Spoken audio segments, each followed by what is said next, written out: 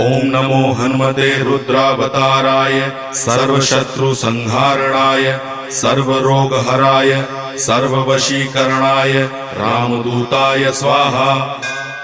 ओम नमो हनुमते रुद्रावताराय सर्वशत्रुसंहारणाय सर्वरोगहराय सर्ववशीकरणाय रामदूताय स्वाहा।